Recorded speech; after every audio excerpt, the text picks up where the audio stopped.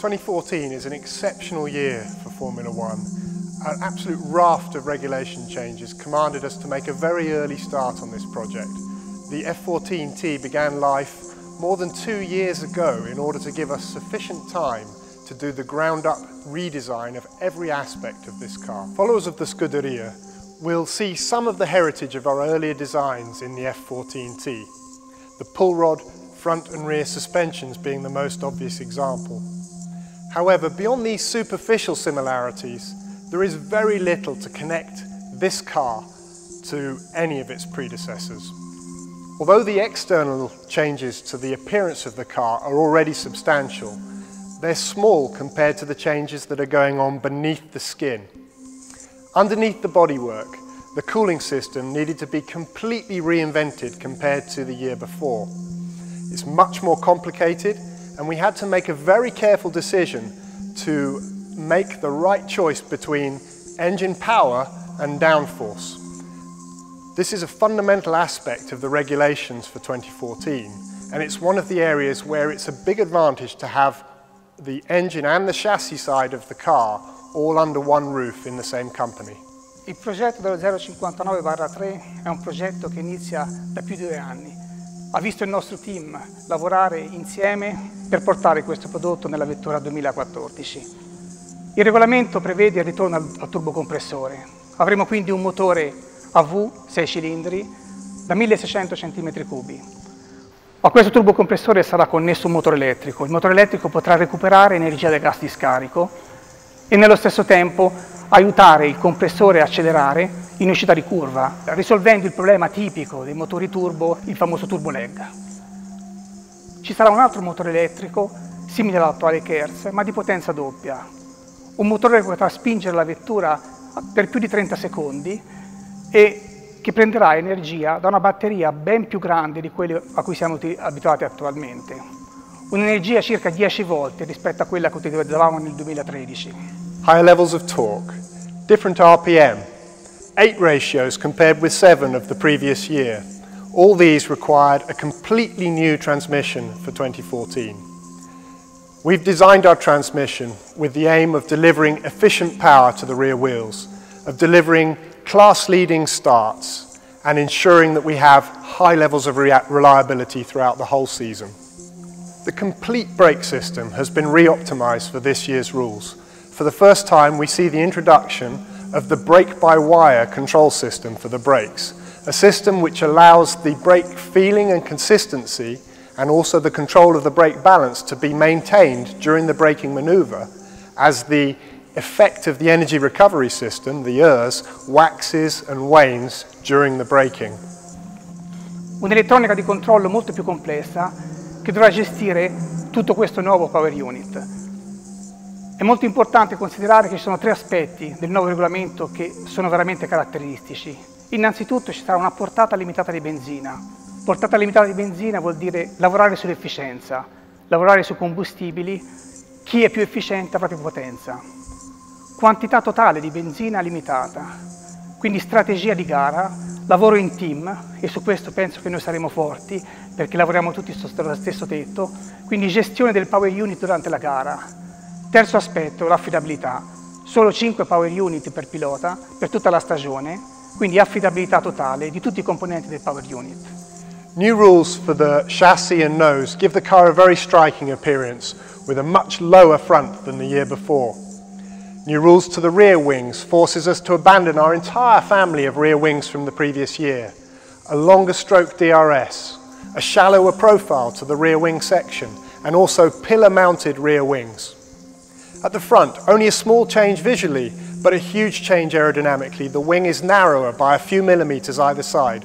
It's only a small change, but it causes us to have to reinvent, almost from the beginning, our aerodynamic concept at the front end of the car. Siamo orgogliosi del lavoro fatto. È stato un lavoro molto impegnativo, ma veramente interessante. Un lavoro che ci ha visto lavorare insieme ai nostri colleghi telaisti fin dall'inizio, perché questo Power Unit va oltre l'attività dei motoristi o degli elettronici. E questo è un punto di forza della Ferrari, un progetto nato insieme, sotto lo stesso tetto. Un progetto complesso. Siamo fiduciosi di quello che abbiamo fatto, ma ancora c'è tanto da lavorare, perché vogliamo vincere. The F14-T has been more than 2 years in the making. It's been an exceptional project in almost every way. Long, difficult, fascinating for an engineer to be part of, and all of us in Ferrari can't wait to see it out on the track, to see it in winter testing, and then to take it to the first race, and hopefully to see the red cars, the Ferraris, at the head of the grid.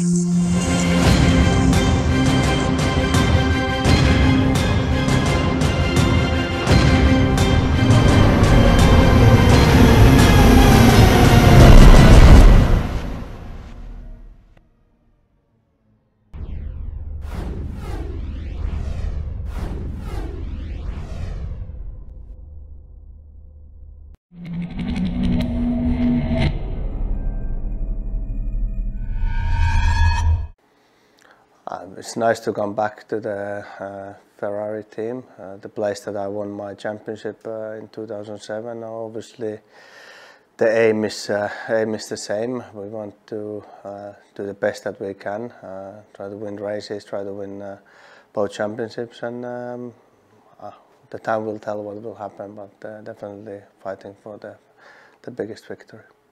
Did I miss driving Formula 1 car? Not really. I mean, it was nice to have a break, and then I had to have a small operation done. So I didn't really have a choice, and I wanted to be in 100% as pain-free as possible for the coming season. So I think was a good and only choice, really good time to have this thing done, and I think we get enough running and driving Formula 1 fun car this year, so it's not the problem. If we're strongest team, yeah, we hope that we're going to be. Obviously, I think we both drive very well, and we both want to win. And the time will tell if what will happen and if we can bring the championships back to Ferrari. But I would say that there's a lot of other things, especially with new rules, that is the results going to be what we want. But I think we are more than capable, both of us, to be up there and fight for championships.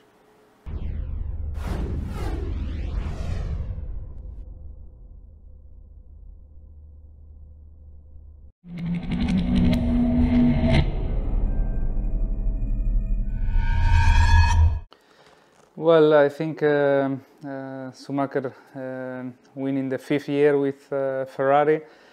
I'm in the 5th year now, so hopefully I can repeat some of the success that he had.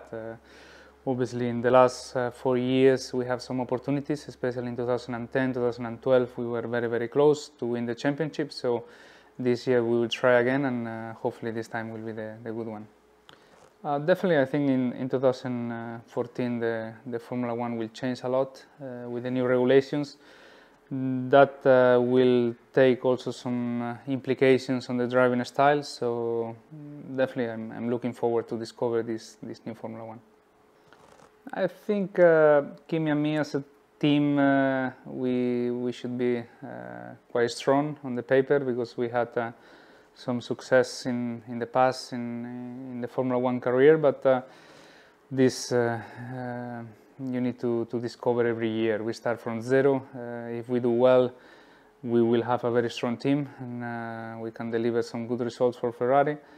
If we don't do good enough, some other teams we have another best pairing drivers. So it's up to us to deliver and to do a good job.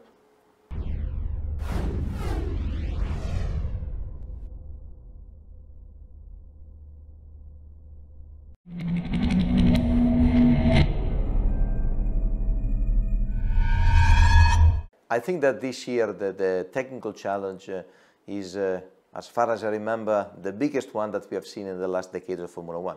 So connected to the challenge, there is the opportunity to make sure that this challenge will be taken in the right way from our group of engineers. We have a total new powertrain. We have a new set of regulations that are very interesting, but has to be really look carefully in depth in order to make sure that we take, as we said before, the opportunity to improve the level of performance. And this is what I've asked to all my people here in Maranello. For sure, in the last couple of years, the change that we have done in the organization, in the investment that we did in Formula One has been very important and significant. Some of these changes have been more spectacular in terms of names that were known in the Formula One world, some others less, but nevertheless very important for the changes. Not only in the organization, the people, but also, as we said, in the investment in new wind tunnel, investing in new tools of the simulation and other stuff that are really important to make sure that all the group of engineers can really can make the difference. And but we don't have to forget that we need to keep at the highest level the things that were really very good in the past, like the approach on the strategy. This year will be more complex because we have to add into the equation a new car with a new system, with a new approach to the fuel efficiency that has to be dealt in the best way that we can, and also the work of the pit stop. So these things has to be consolidated, and I'm expecting from our group of engineers a better integration in order to make sure that we can really do a good job. The season will be very long, very, very long. Therefore, it is important to start with a very reliable car at the beginning, and then keep having the development on the dynamic side that was not there last year. For sure, I'm expecting the first days of testing very challenging for everyone. A lot of things to be tested, a lot of things to be checked. And the most important thing, as we said, that we have to avoid is to fall under the big pressure that we have. This is, has to be very clear, has to be clear with my people. We need to stay very focused on the job. We need to make sure that we do the best jobs that we can, because I would say that the company has given to us and to our group of engineers everything in order to make sure they can do a good job. Therefore, maximum concentration, do not be distracted by the enormous pressure that we have, with the enormous belief that we know what Ferrari represents for us, but also for the world of Formula One.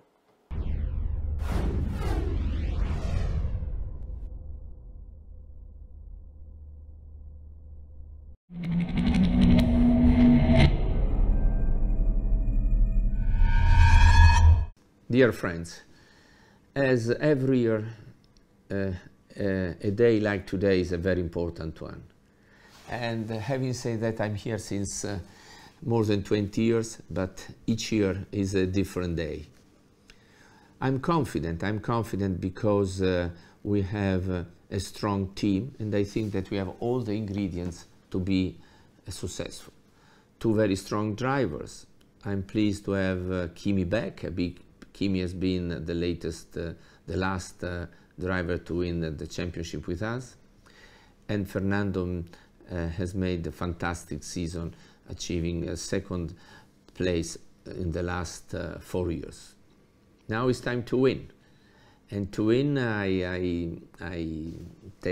have a lot of confidence in the new technical director James Alison, and in the work that our people has made in the engine.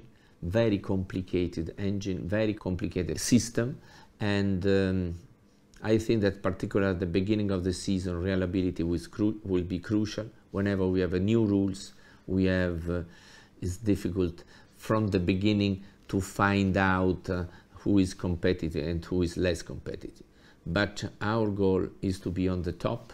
This we have to do our best, and I've seen all my people very conscious of this, very focalized, and we will approach the first test with all our determination.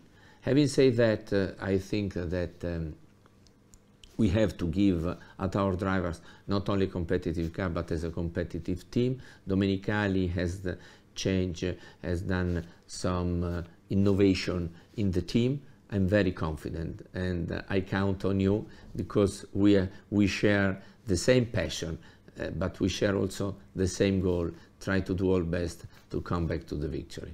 All the best to all of you, and thank you to be so close to Ferrari.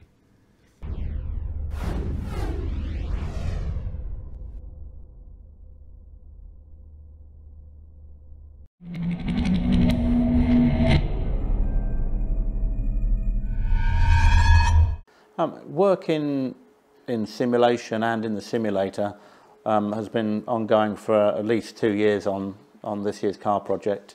Obviously looking at everything from the normal things we do of aerodynamic performance, aerodynamic characteristics, but also with a change to the new power unit, there's a huge amount of learning we can do there.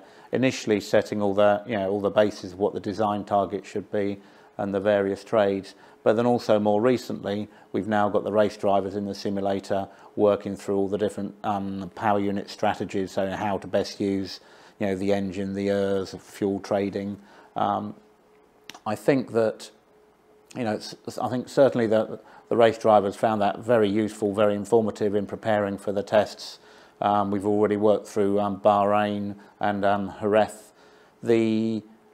There will be again a lot more use you'll get from that, from preparing for each event. I mean, certainly with the rules being so new, preparing for each race at the start, I think we will see the race drivers in getting used to all, getting used to the track, but more than doing car setup work, working on how to best optimize the strategies for qualifying and for race. So maybe once we've learnt towards the end of the year, that'll become less important, but certainly at the moment it adds huge value to their preparation for the race weekend. Well, I think the regulations don't really affect the pit stop strategies and the design of the car for pit stops, so to speak. I think there will be quite a strain on the way we go racing, but more in the preparation and getting the car ready for the next event and working on the car in session.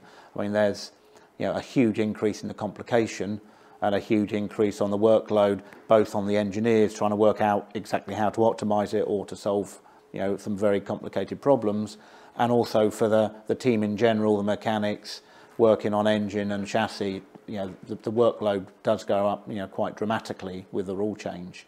Coming back to pit stops, I think in reality that's more affected by the aero directions you take and how hard you make things, to fit and remove wheels and things like that, than anything else. So that's not really affected by the rule changes that we've had this year. Race strategy wise, there will be some races where we run flat out with no restrictions, such as Monaco. There'll be others where there'll be a reasonably significant amount of fuel saving to be had.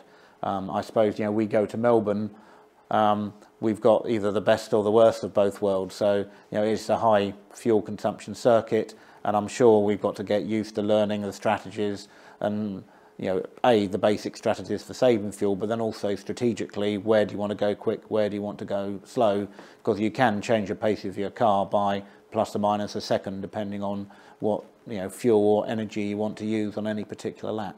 So studying a race and trying to predict what the other people are doing becomes a step more complicated than it has been in certainly in the recent past. I guess I've been around long enough that I did see the end of the turbo era and it sort of moving into the normally aspirated engines. Although that was a reasonable change, it was nothing compared to the power unit regulation changes that we have for this year. I think certainly on the power unit it's the biggest change we've ever had, certainly in recent history or my recent history. The aero rules, yes, they're reasonable change, but it's not as dramatic, I would say. You combine the two, you know, there's lots of interesting, exciting challenges for all of us there. You know, both on the chassis side, the aero side. You know, there's challenges on getting the car to the weight limit, as well as, you know, optimising the power unit. So there's certainly the whole design team all through the company has been, you know, challenged, and well, we'll see in Melbourne where we are.